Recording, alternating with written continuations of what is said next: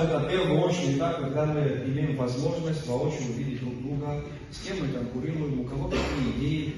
Но самое главное здесь это то, что не важно, какое количество у нас будет победителей, важно то, что все те, кто сегодня дошли до этого этапа, уже будут иметь возможность получить колоссальные знания в индустрии гостеприимства и туризма в Республике Абхазия.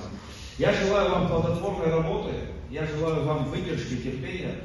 Очень хотелось бы, чтобы все, кто здесь есть, были бы победителями, но вы уже победители, потому что вы здесь. Всего у нас было 1033 заявки, и вот 80 человек, сегодня мы здесь друг друга можем видеть.